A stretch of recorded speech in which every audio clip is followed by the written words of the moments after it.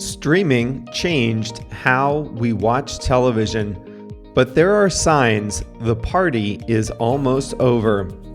This is Plain English, where we help you upgrade your English with current events and trending topics. I'm Jeff. JR is the producer, and you are listening to lesson number 578 of Plain English. Some English learning podcasts charge money for the transcripts, but we give them away for free. You can find today's transcript at plainenglish.com/578. Coming up today, in the last 10 years, there's been a revolution in television. You know that.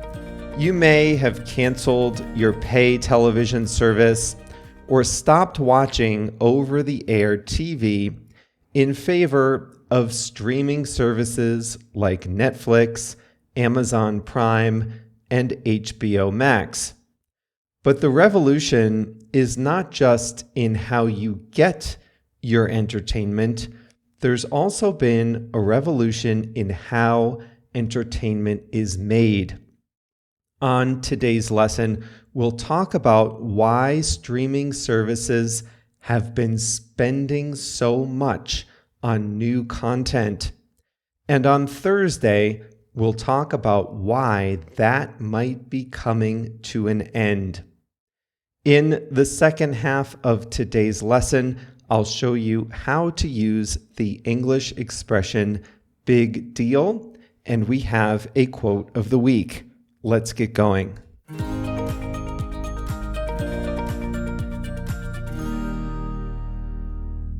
Linear television is a term that describes the way we used to watch TV. There's a limited number of channels, and they show one program at a time. It's called linear because you can see the schedule from left to right as the day progresses. If it's 9 o'clock now, look to your right on the schedule to see what's on at 10 o'clock. Follow the line to see what's on 2 hours from now at 11 o'clock, and so on. The schedule is a line, so it's called linear television. In the age of linear television, studios would research and produce seasons of popular shows. Some shows were hits, some were misses. Hit shows were good because advertisers paid more to reach more consumers. Misses were bad, but not devastating. The industry was sticky. Consumers always paid their expensive bill every month, so there was an element of safety in making television programs. You just had to keep people basically happy, just happy enough to not cancel their cable or, read a book. That's different in streaming. Now, consumers have lots of streaming options, and it's easy to cancel a service and switch to a competitor. What's more, everyone realizes streaming is the future, so nobody wants to be left behind. In response, streaming services have spent lavishly on new shows, hoping to get new subscribers and to keep the ones they have. The way they've done that is spending more on hit shows and spending more on lots of smaller shows and movies that appeal to a smaller niche audience. Why has so much money gone into television in the streaming age? There are 3 types of streaming services, and they've all had their own reasons for spending big. The first category is the streaming native. In this category, there's just one player, Netflix. It's the biggest and arguably the best service. It defined the category. Netflix started it all. Netflix has a lot of money from subscribers, and it wants to reinvest that money in new shows. Netflix has the most to lose, so the company is willing to spend to protect its territory as the market leader. The second category is the legacy media companies that have launched their own streaming services. Think of HBO Max, Paramount Plus, Disney Plus, Peacock, even the BBC's streaming service. These companies have a lot of great content and expertise making programming, but they are afraid of being left in the dust. They are willing to spend because they know if they miss streaming, they're done. And then finally, there are the big tech companies that have their own streaming services. These include Apple TV Plus and Amazon Prime Video. Apple and Amazon have made mountains of money in recent decades from their main businesses. They've grown quickly, they've amassed piles of cash, but they need to find new ways to grow. The last big device Apple released was 10 years ago, the Apple Watch. Amazon covers much of the globe already. They need to get into new businesses, and they have a lot of cash. So they're spending some of that cash on expensive new shows, hoping that streaming might provide a source of growth in the future. They don't mind so much. If they lose money on streaming, it's not a big deal to them. So there's a lot of money sloshing around the industry. How expensive is a new show? A single episode of Yellowstone on Paramount Plus costs $30 million to make, according to its producer, Taylor Sheridan. That's the cost of a low-budget movie, and just for one episode. There are 47 episodes of Yellowstone, and there are multiple spin-offs planned. It's not just the quality and budget of shows being produced either, it's the quantity. In 2019, Netflix released more series than the entire television industry released in 2005.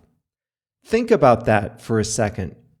A service that costs $15 or $20 a month released more content in 1 year than the whole television industry did just 14 years earlier.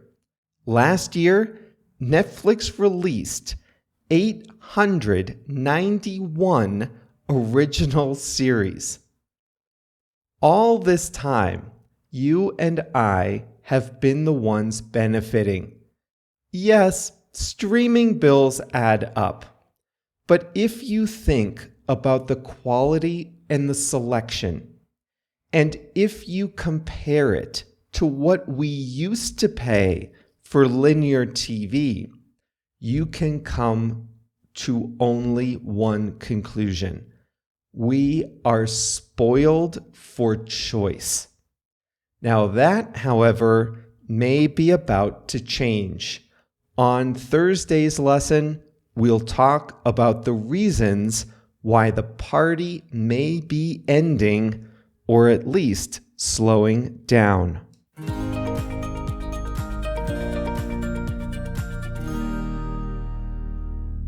It is really incredible how much is out there.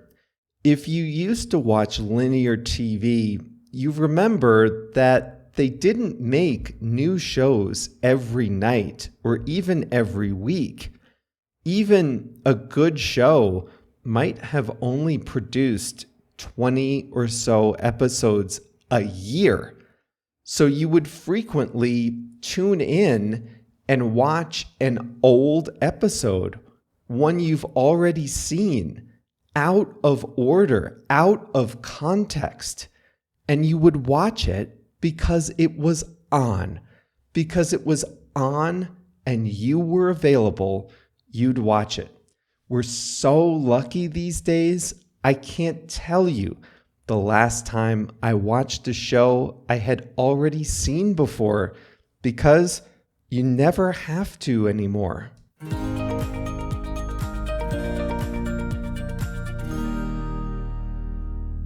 Today's expression is a big deal. No, that's the expression, big deal. This is extremely common, and I'm sure you've heard it, but I want to make sure you understand how and when to use it.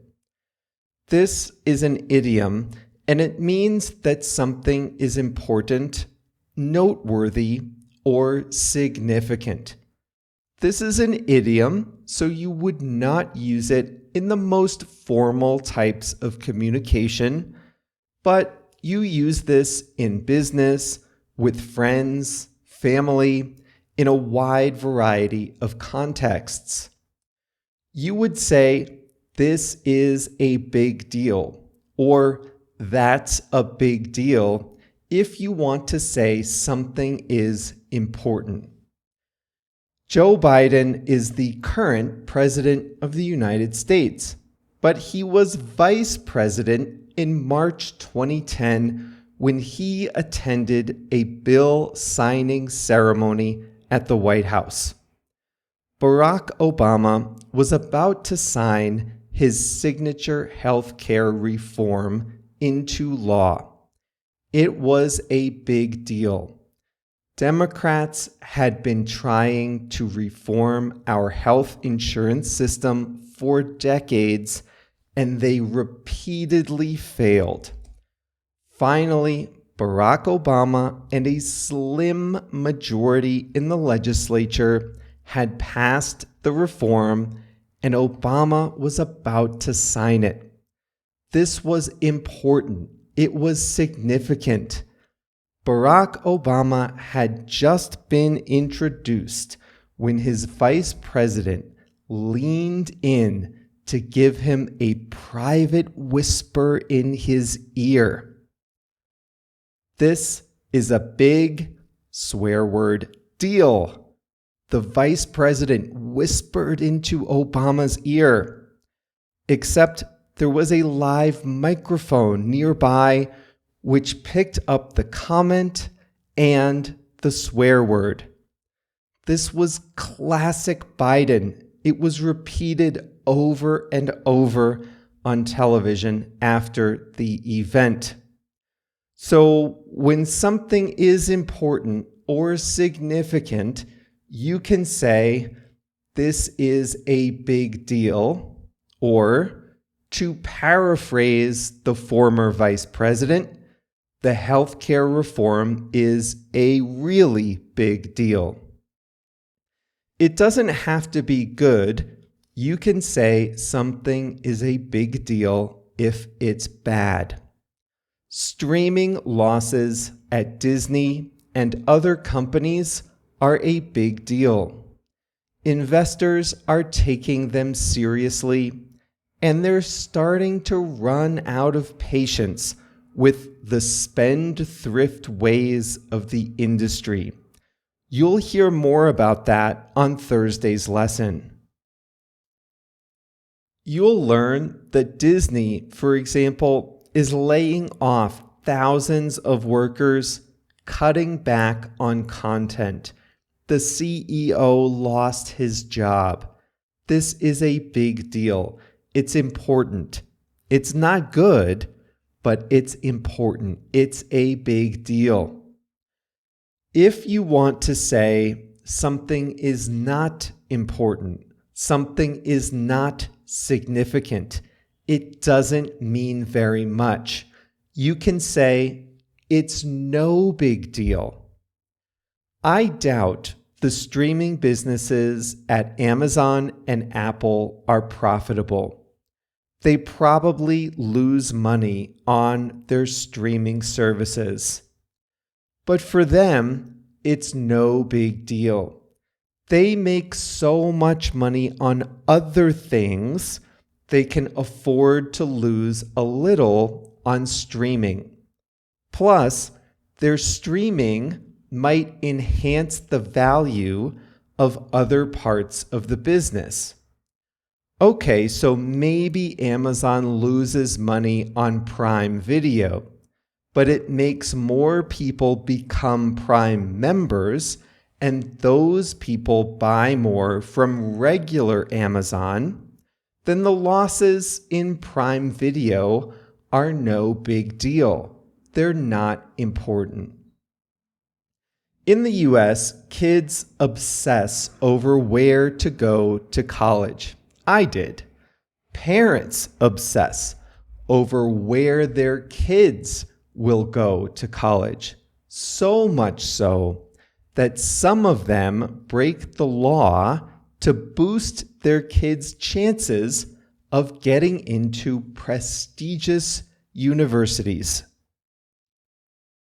They study these books, the kids and the parents. They study these books and lists that rank colleges and universities by quality and prestige. They try to get into the highest ranking university possible. They measure their own self-worth by how high up they can get on the list of colleges as a 17-year-old. But a lot of successful people find that where you went to college is no big deal. They say it doesn't matter much in the long run. It's not important. It helps you get your first job. It gives you bragging rights, but sooner or later, the market figures out who are the good workers and who are not, and after a few years, it doesn't matter where you went to college, it's just not a big deal. I am maybe 80% in agreement with that statement. Harvard opens doors that are never open to other people. But if, as a student, you couldn't get into Georgetown University, number 22, and so you went to the University of Wisconsin, number 38, instead, that's probably not a big deal. That's probably not important. They're both good schools. The precise positioning in rankings is not important. It's just not a big deal if you went to number 38 instead of number 22. You can use no big deal as a way to be modest. If you do something nice for someone and that person thanks you, you can say, "Oh, it's no big deal." That means I don't deserve that much credit. It's a way of deflecting credit or being modest. If a friend picks you up at the airport, you should thank your friend profusely. In New York, an Uber ride can cost $75 or $100 from JFK Airport to Manhattan. So if someone picks you up in New York, you owe your friend a big thank you and possibly dinner. But if your friend is being modest, he or she might say, don't worry about it. It's no big deal. That's a way of being modest, deflecting credit. One more way to use big deal, you can ask, what's the big deal? That means, why is this so important? I think a lot of people are asking, what's the big deal about ChatGPT? That means, why is ChatGPT so important? You can ask the question genuinely. If you ask the question genuinely, this means, why is ChatGPT so important? I want you to tell me. But you often ask it sarcastically. If you say, what's the big deal about ChatGPT? You might mean, I don't see why ChatGPT is so important. Now, obviously, the members in our ChatGPT challenge are learning firsthand how to use it, so they know why ChatGPT is a big deal.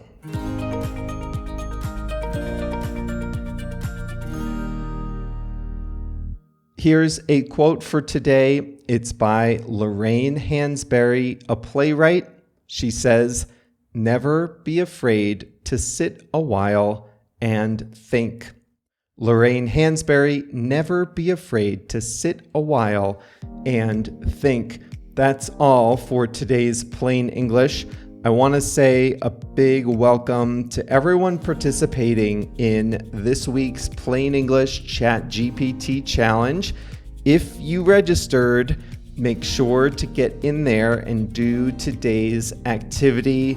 The instructions came to your email. Then go into our WhatsApp group and talk about what you learned, what you thought, how you did, all that stuff. If you didn't make it in, if the deadline has passed, if you're listening to this months or years later, still check out plainenglish.com/GPT. I have a feeling we'll find some way to get you involved in the future. Remember, we'll be back on Thursday when we'll talk about the changes streaming services are making and how that will affect us as consumers. See you then.